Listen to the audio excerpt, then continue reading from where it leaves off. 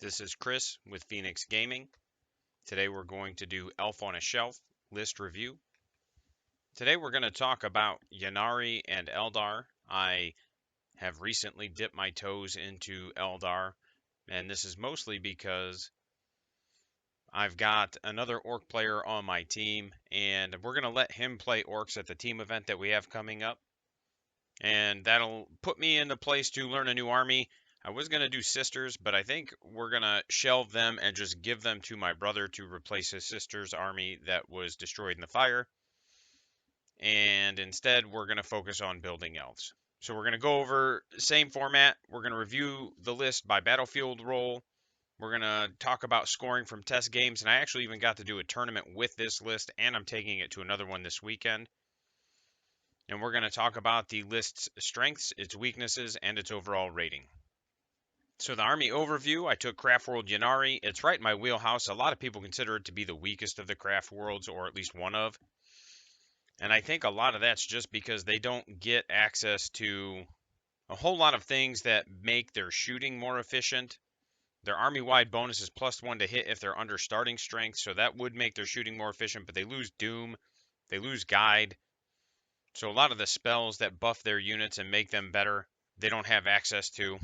I'm going to be starting with 4 command points. I took the Wings, which gives my Farseer 12-inch movement, and the command point generating Warlord trait. Alright, for my HQ slots, I have 1 Farseer with the Wings. It also, on a 2-up, does D3 mortal wounds in the movement phase if I fly over a unit.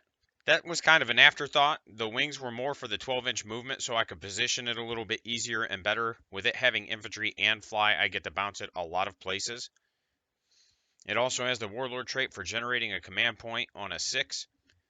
And what that means is every time anybody spends any number of command points, I roll that many dice, and if I get a 6, I get a command point. I did figure out real quickly that this build is great for Warp Ritual and Psychic Interrogation, especially with the Warlocks that I'm bringing. Now, the Incarn is fun. It's very mobile. It's versatile. It's pretty bonkers.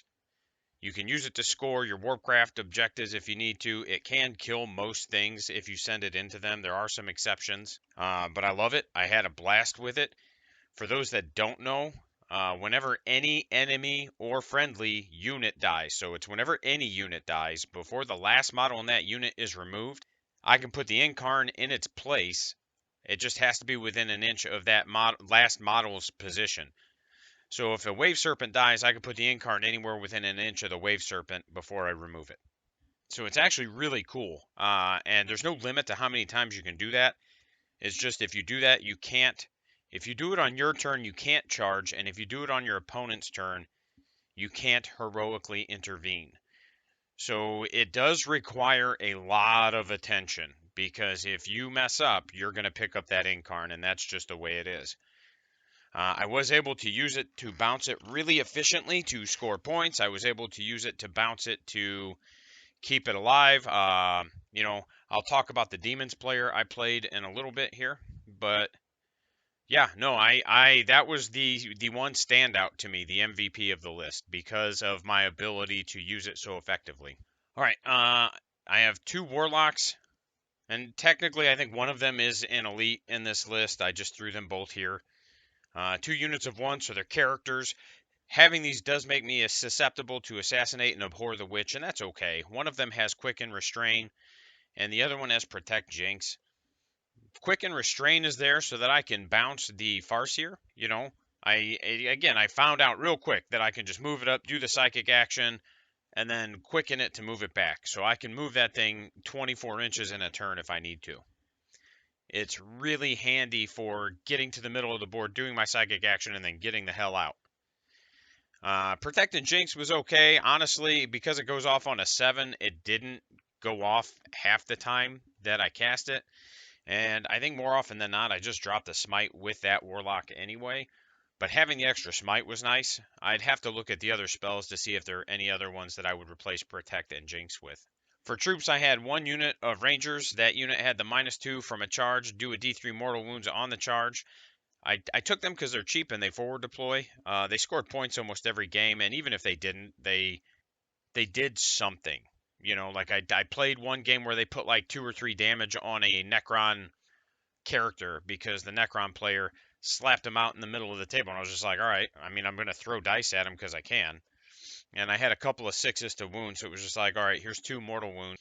I had a unit of Kabalites. They just have splinter rifles. They're a 5-man unit for sitting on backfield objectives.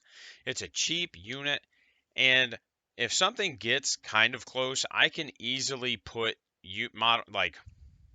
I can put wounds on things easily, unless it's a vehicle. And a good example of that is like, because they're poison, it works against monsters. Nidzilla, they put 2 or 3 wounds on his Hive Tyrant every time they got to shoot at it. It didn't do much in the way of damage, but it was annoying for the Tyrannid player. A 10-man of defenders, they're not quite as cheap because you got to take 10 of them, but the larger footprint to help screen the backfield was good, and having 20 shuriken shots when I needed them was also helpful. The troop is a Harlequin troop. It was a 5-model squad. They're very mobile and flexible, and they all had the Kiss Embrace upgrades, no fusion pistols.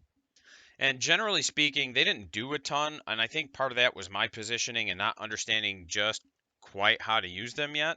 But I'm getting there, so that's cool. Like, I will get it figured out. I probably need more than 1 unit. In the future, I think I take just Rangers and troops for the most part. I don't think I take the defenders just because of points. Like, those points would be better spent into more Rangers or more troops, because the Rangers would allow me to score and open up access to some secondaries a little bit better. Howling Banshees for my elites. I had 2 units of 10. I love them. They are the bee's knees. One of them had the X-Arc power where it does extra damage, so its spear did 3 damage, and then the other one gave the unit a 4-up invuln and melee. It is a very surgical squad, so you need to know how to pick and choose your battles, especially in Ynnari. You don't really have rerolls to make them more efficient. You do have a +1 to wound strat, but it won't really, or spell I should say, but it doesn't really matter because they're +1 to wound on the charge, and if they don't kill whatever they charged, there's a good chance that they're just getting picked up anyway. They went into Wave Serpents. Them fighting first, though, because of Ynnari, was especially helpful. That did help mitigate some of the counter charges and stuff that I was going to get. I had 2 Wraith Lords, obviously 1 model each. Each one had a Bright Lance, a Scatter Laser, and a Glaive. And this seems to be a pretty solid loadout. It's kind of expensive, but you've got a high rend, high damage shot when you need it, even if it's only 1. You can just use your Strands of Fate dice to be like, all right, I need a neg-4 save. The Scatter Lasers, real solid into armies like Orcs and other Elves and even Necrons. Because most Necrons, you got a 4-up save if they're taking Warriors. So it's like, all right, cool. I'm just going to shoot you with a lot of shots and just farm no prisoners. That's what we're going to do. The D3 +3 damage and melee meant that my opponents basically had to understand where they were and know where they were at all times. They couldn't just ignore it. If it got up the board, like, it had 1 Bright Lance, so I could harass you with shooting, and Scatter Laser to harass you with shooting.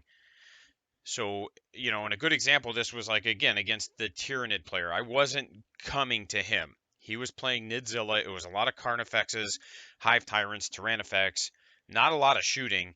I wasn't going to come to him. He was coming to me, and that's how I had to play it. So I just used the Bright Lance and the Scatter Laser to kind of pelt. The Scatter Laser pelted at his warriors and slowly chipped them down as they made their way up the field. And then the Bright Lance was just doing damage here and there to different things. So he couldn't just sit there. He had to move towards me. And then when he did move towards me, I was able to get the charge in and just be like, okay, pick it up. So it was a really good interaction for me. I know a lot of people think they're kind of the poopy duty. I can give them a 2+ save with Protect. They can get a 4+ invuln with Shield if you need. And it does help keep 1 on the table for a bit. I didn't have a bad interaction with that. I did have 2 Hornets. It was 1 unit of 2. Each one of them had the Crystal Targeting Matrix, so they ignore all hit roll mods, and then whatever it is, they give them the 3 extra inches of movement. And then each one again had a Bright Laser, or a Bright Lance and a Scatter Laser. And you're going to notice this is my loadout for most things in this list. And again, it was a great distraction unit, can harass enemy units and stay out of range. And again, going back to especially that Tyrannid player and even the Demons player, like, I was able to bounce those around quite a bit.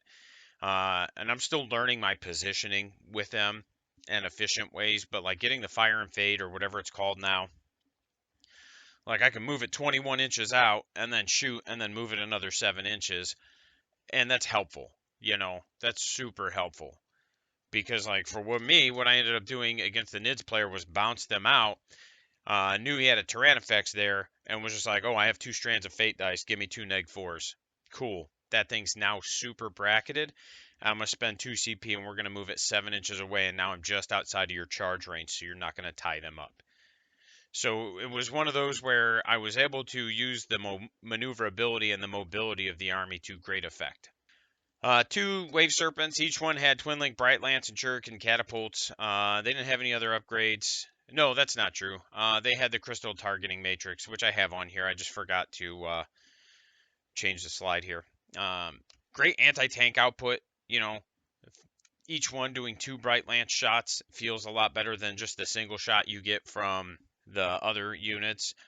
They are less durable than I had expected, but I haven't piloted an Eldar army since 8th edition, so it was kind of a new experience for me. You cannot just charge them into things and laugh like you used to be able to.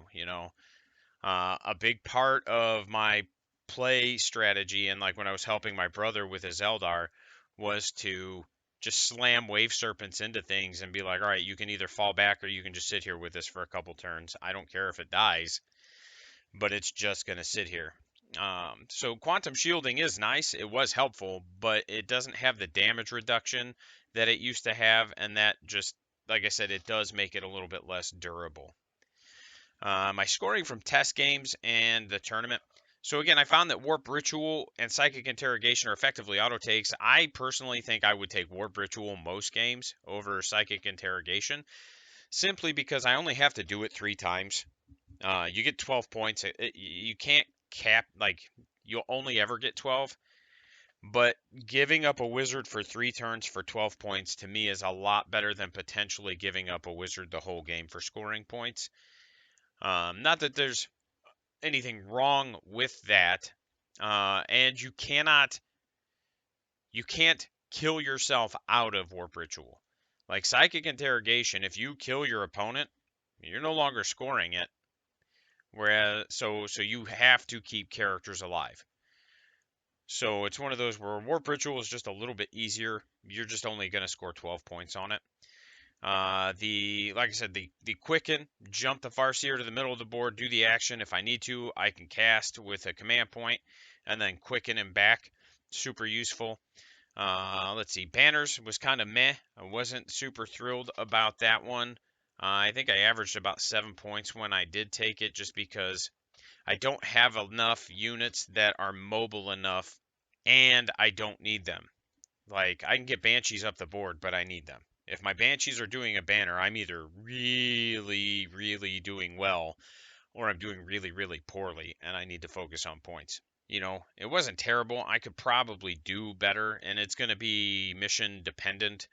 I'm just not built for, like, Scout the Enemy or Knockman data. I probably could get 8 points on Knockman pretty effectively, but I think I would have to go first in order to do that. So Banners is about the same to me. And then Scout the Enemy is the Eldar one. I'm just not built for that. You need more Rangers for that, and I don't have that set up. The Hidden Path is pretty neat. That's our Battlefield Supremacy one. It's super situational, but I did score well on it when I did take it. But it's really dependent on the objective layout, because you have to pick an objective that's at least 6 inches out of your deployment zone if you don't have the webway gate, which is interesting, and I don't have an issue with it, but I did think it was just a weird kind of interaction. It's real good for the missions that are like Control 2, because almost all the Control 2 missions have an objective 6 inches out that's like a way far away from your opponent. So it's real easy to just throw a unit on it and camp it, you know. I did that against a Death Guard player. I picked it, and I think I scored 11 points on it, or 10 points, or whatever. And it was just because, like, he's slow, and I could just camp that objective, and just score points for doing it. So it was really good. I probably should have taken it against the Nids player. His army wasn't slow per se, but I held the objective I would have picked. I held that most of the game, and it would have potentially forced him to adjust the way he played. So that's another thing to do, is to kind of consider how I can use that to force my opponent to adjust. This was the Fantasy Autumnal Brawl that was at Fantasy Games in South Bend. Super good people. It was a good time. The terrain needs some help and some love. I haven't had a chance to talk to CJ about it yet. That was the TO, but it is on my list of things to do. Um, but anyway, we played round one. I hit demons. That was my first time playing against the demon book. I haven't done any interactions with it at all, so it was all brand new information for me. And I lost that game 30 to 90. I didn't have painted models. I mean, it just would have made the score 40 to 90. Um, and that was, I took the Eldar Warpcraft. I should have taken Warp Ritual. I would have scored 9 more points. Not that it mattered that much, but had I done that Warp Ritual and had I had painted models, we're talking about an almost 20-point swing, which does actually jump me up, I think, 2 places in the overall standings, because I finished there were 2 people tied, so I finished at 5th, which I think it would have bumped me to 3rd. Just that 20-point swing plus the other 20 points for the other 2 games for paint. So that would have been a 40-point swing overall. It would have definitely put me in 3rd. So it's one of those where I've been painting models as a brand new army. But anyway, Flamers are a little bit underpointed. I didn't really necessarily have an answer for them outside of Howling Banshees. I screwed some things up there, though. Again, the first time into the book, I did charge them. I rolled pretty poorly. He rolled pretty well when I did charge them. I only killed a few of them. At the end of the day, that is what it is. It didn't affect the game that much. I will say I was able to use the Incarn very well, and I was able to bounce it around. And actually, I did a good job of keeping his greater demons out of combat until I wanted them in combat. So that to me says a lot. Like, this is my first time playing the book, and I was able to kind of position and maneuver. The guy's name was Josh, I believe. Super nice dude. Really enjoyed playing with him. And we got done, and because he was like, "Oh my gosh, I've never seen Ynnari on the table like at a tournament. This is crazy." And I was like, "Yeah, this is just kind of a thing I'm trying." And we got done, and he ended up winning the tournament overall. But he got done, and he was like, "Holy cow, man! How many games have you played with that army?" And I said, "This is actually my 3rd game with it, and my 3rd game with 9th edition Eldar." And he was just like, "Shit," which felt good. Having that, from the guy that won the tournament, having him just be like, "Oh my gosh, once you get this figured out, you're gonna be a nightmare with this army." Round 2 was against Kronz. I won. It was about 80 to 50. I maxed Warp Ritual immediately. I maxed No Prisoners, and I think I got 10 points on Assassinate. My primaries were pretty solid. Again, it was just I didn't have paint. With paint, it would have been 90 to 50. Not the end of the world. I didn't realize the guy was a newer player, you know, until later, because I tend to play fairly fast, as I think a lot of tournament players do. And at any point, he could have just, man, I need you to slow down. But he didn't. And he was super nice. I mean, you could tell he was getting a little tilted late game, but he wasn't, shitty with me about it. You could just see it in his face. He was just kind of over the game and stuff. And then round 3 was Leviathan against Nidzilla, and that was a good game. It was 67-54. I did get 12 on Bring It Down, Cap Warp Rituals, 7 points on Banners, but my primaries were not good that game. And a lot of that was because I just was like, I'm not fighting you on your terms. I'm going to make you come to me and fight me on my terms. I shut down his psychic interrogation. Every time he did it, I was able to deny it. He took Assassinate, and I don't think he killed a single character. No, he killed the Incarn. But that was turn 5. Because again, I was just like, I'm not going to sit here and fight with you. No, I'm going to make you come and do things on my terms. And it worked really well. He had no answer to my mobility.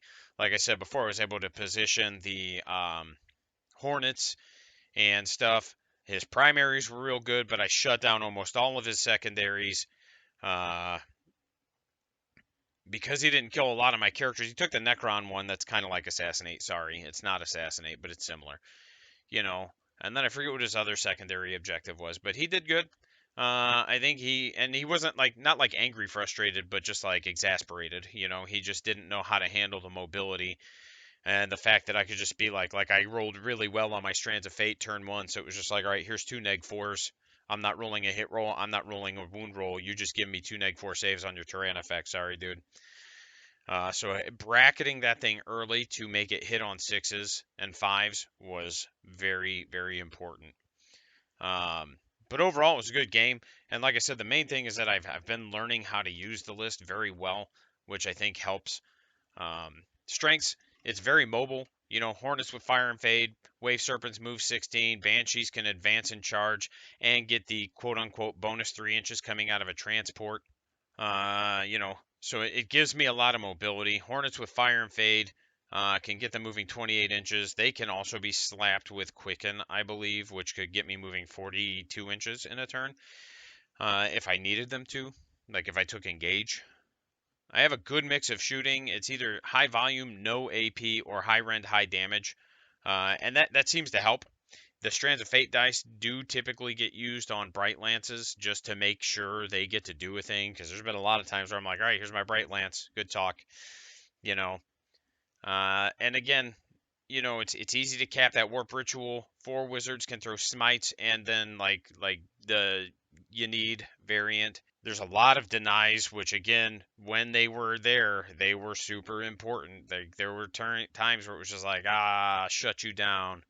Like one time, dude rolled a 6 on a psychic interrogation, and he couldn't afford to re-roll. Like he needed his command points. And so it was just like, cool, I rolled like a 5 to deny, but I was like, I don't give a shit. I'll CP re-roll it because I'm going to deny you points. And then I did. And then, so I've just been able to shut that down. Incarn, like I said, she is bonkers. She can move anywhere. She doesn't have to teleport, but man, like your opponent. So I explained it to the Demons player. Okay. And he was like, yeah, okay. And then I did it. And he was just like, yeah, all right. That's okay. You know, the downside is that demons don't have an invuln, so she doesn't just like instantly kill them. But she definitely did work and did harass that game. She was not as much of a beat stick that game as much as she was just like a guerrilla unit doing harassment. The Necrons player, she just tore him up. Like, I bounced her every chance I could because it was like, oh, I'm going to do this and bounce her here. Oh, you're shooting there, I'm going to bounce her here. Oh, okay, now I'm going to shoot, you're going to shoot there, I'm going to put her right back where she was so that I can like keep her in the position that I wanted. All right, I've now killed you here with the Incarn. Now I'm going to fight you with the Banshees. Now that I've killed your warriors, I'm going to move the Incarn over by the Banshees so that she's in the spot that I want her for next turn.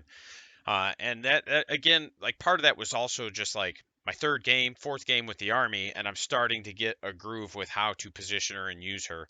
So that does help. Weaknesses, obviously it's a T3 infantry army, and that kind of sucks. Like they die super quick, so you've got to make sure you're trading up.